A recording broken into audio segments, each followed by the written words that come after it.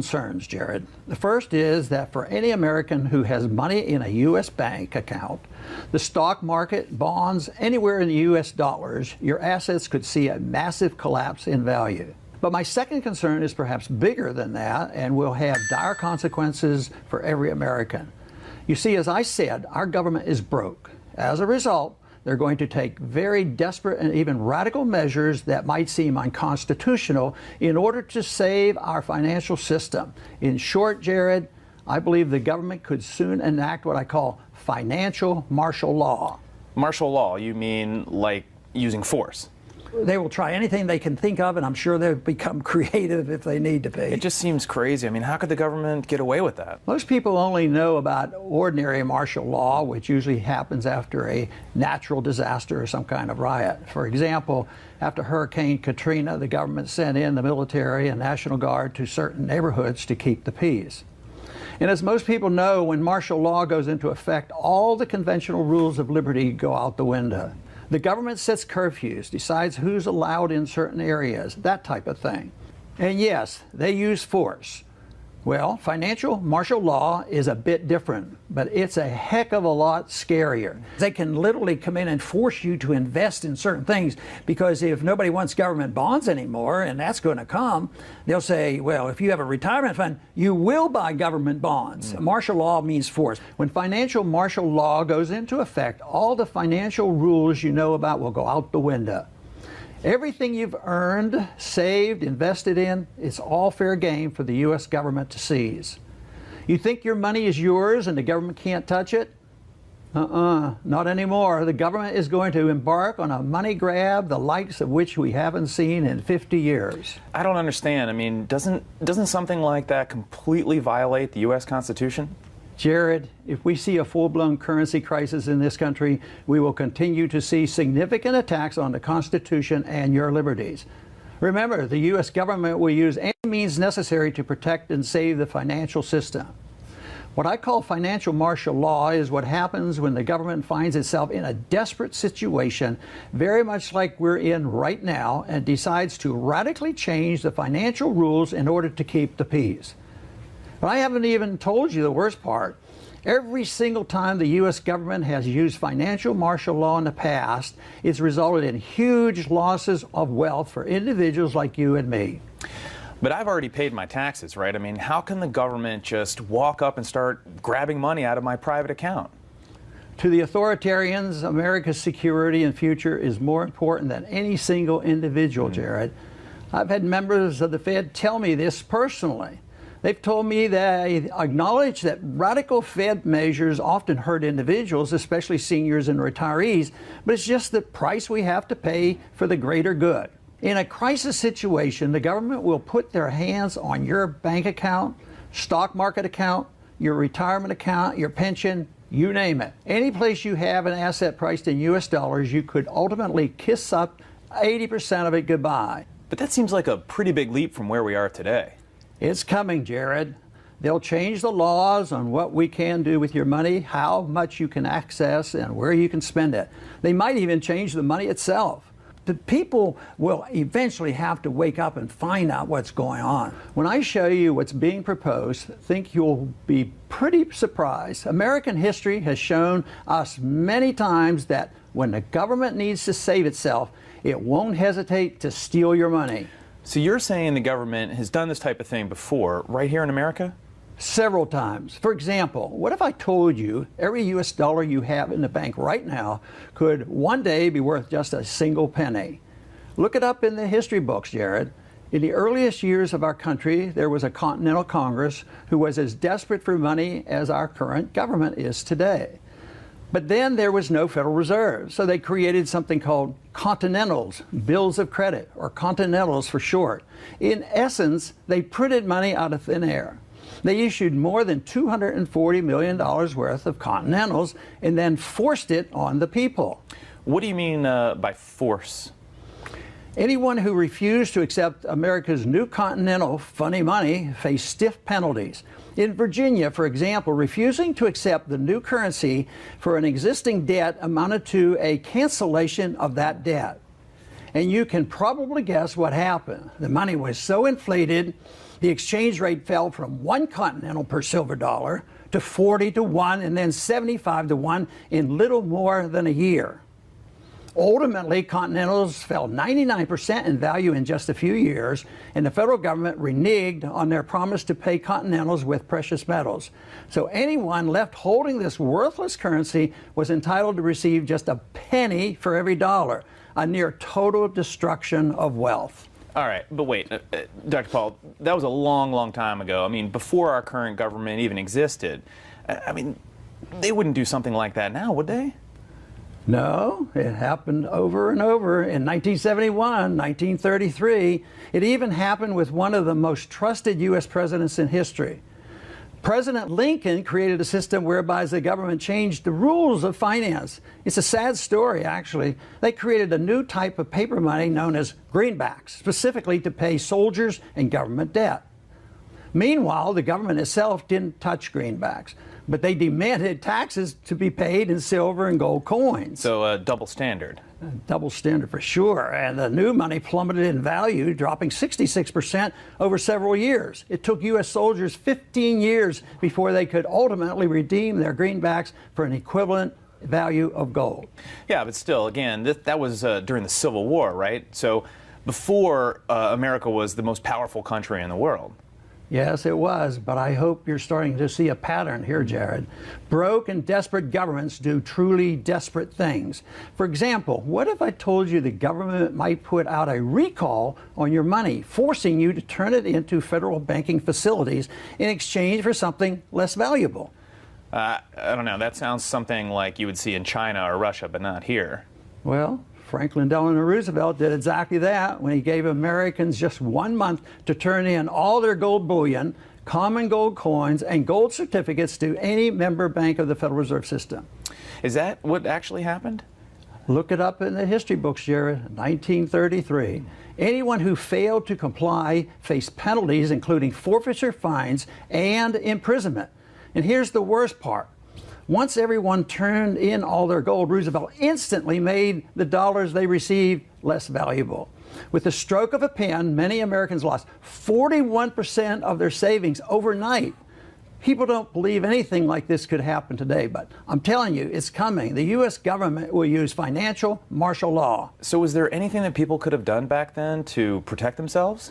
For most people, no. It was a disaster, but some did, sure. There's a famous story of a lawyer named Harold Bareford. For instance, he found a legal way to hold on to and accumulate even more gold during the FDR era. His holdings reportedly sold years later for something like 87 times his money. Okay, so the government destroyed the currency in the 1700s, the 1800s, and then again in the early 1900s.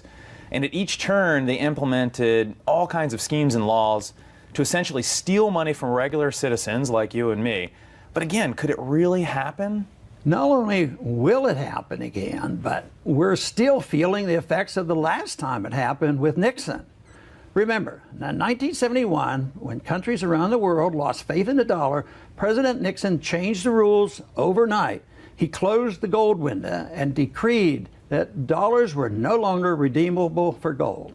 Well, fine, but that was 45 years ago. The damage is still being felt. You see, ending the tide to precious metals allowed the government to expand the money supply. And as I've said many times in my career in the House of Representatives, you can't create prosperity by printing money out of thin air. Ever since Nixon changed the rules, the value of the U.S. dollar has plummeted, Jared. Not to mention, it ushered in one of the worst decades in financial history. Inflation soared by more than 100%. Unemployment went above 10%. Stocks fell 40% in a single 18-month period.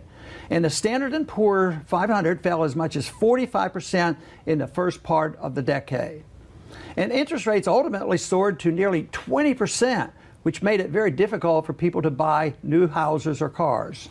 Okay, but what could the government realistically do next? What would financial martial law look like in this day and age? The next step is very simple. They're going to take control of U.S. retirement accounts. It could be one of the biggest encroachments in our nation's history, but I think the chances are great. that the U.S. government will soon target ordinary Americans' retirement accounts and essentially siphon out the money. But how can they do that? That's got to be illegal. Because they act outside the law. Somebody says, would that be unconstitutional? Obviously, well, the monetary system is unconstitutional. They never repaired the part of the Constitution where the founders were emphatic. Only gold and silver can be legal tender. They just totally ignore it. And every time a case like that has gone to the courts, the court always rules on the side of government. It just seems crazy. I mean, how could the government get away with that? Jared, today there's about $23 trillion in U.S. retirement accounts. Suppose the government mandates that all citizens put 1/3 of these accounts into special issue U.S. Treasury securities. Well, lo and behold, that's an instant $7 trillion for the government. There's no way. I mean, you're saying the government can force me to buy worthless Treasury bonds? It's as legal as taxing you. You have to understand that $23 trillion just sitting around in retirement accounts is too much money for a desperate and broke government to ignore. And let me tell you something, if you don't think this can happen right here in America, wake up. It's already being discussed.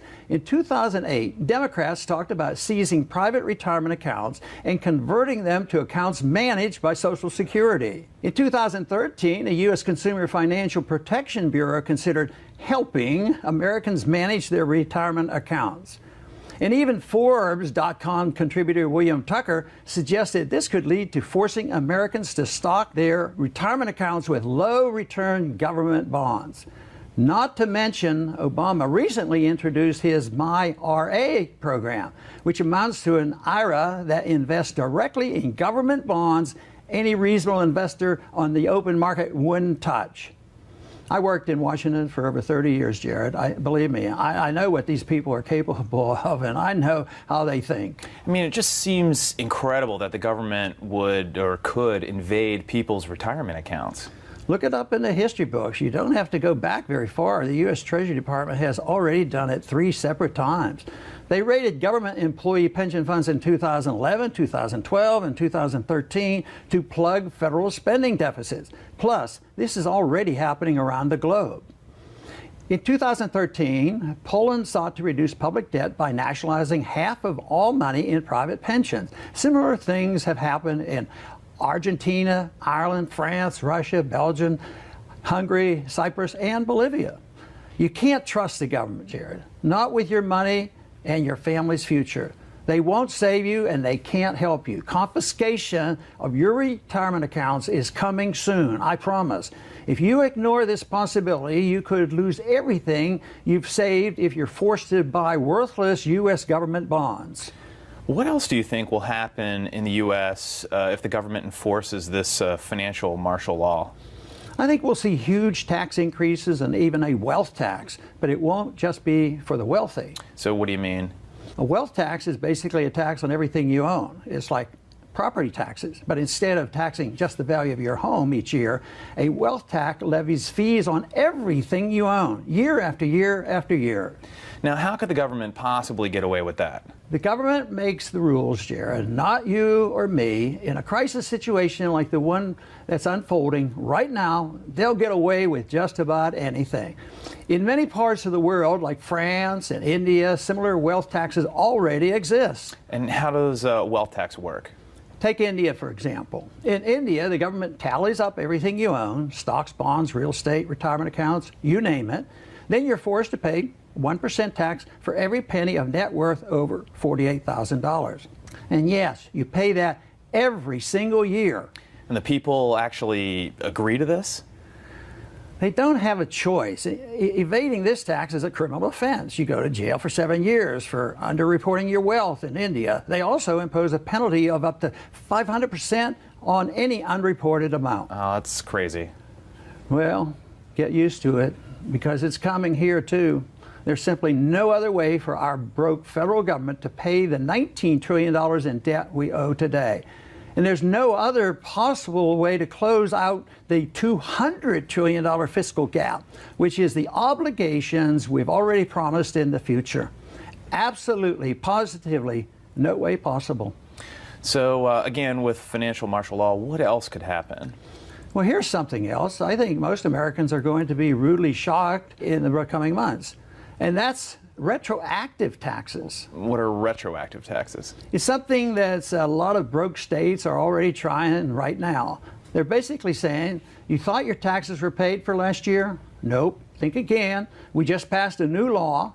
Turns out you owe us up to an additional 3% on your income earned. Send us a check or else. And you say that this is already happening? Most recently in California, these kinds of retroactive tax increases have also been passed in Washington, Michigan, and Connecticut to help fund budget shortfalls. They say it's only temporary, of course, but we all know how that works in government. Temporary solutions have a nasty habit of becoming permanent. Dr. Paul, has it really come to this? I mean, when did it become okay to confiscate money from ordinary, hardworking Americans to fund out-of-control government spending? And when did it become okay to retroactively increase taxes or mess around with our retirement accounts? Isn't there anything that can stop the government from taking this idea of financial martial law any further than it's already gone? I wish I could say yes, but no. The politics of our economy prevents them from making the right decisions. And that's why I'm here issuing this warning today. You absolutely must learn how to protect yourself, whether you've got $10,000 or $10 million in the bank. It won't matter. The government's coming for you and your money. And once the laws are in place, good luck. So what else should I be worried about? I think negative interest rates are on the way. That means instead of earning interest on money you have in the bank, you would have to pay the bank to hold your money for you. Sounds crazy maybe, but this is all a consequence of what the Fed has been doing over the past decade, when trillions and trillions of artificial new dollars made their way into the economy. So I recommend you find a safe place you can keep money and still earn a decent return. Keep in mind, other governments around the globe have already tried to print money in massive quantities to pay their debt. In just the past 100 years, we've seen this scenario play out in Germany, Russia, Austria, Argentina, Brazil, Chile, Poland, Ukraine, Japan, and China. And of course, Zimbabwe. And guess what? In every single case, printing and borrowing money has always led to a currency crisis. The United States won't be an exception. We might be able to stave it off for a while and let this debt bubble get bigger and bigger. But it's going to pop at some point, Jared. Mark my words. So let me ask you something. Is there any chance that none of this stuff will come to pass? No, no chance. The United States is not immune to the basic laws of economics and finance. No country in the history of mankind has ever managed to avoid the laws of economics.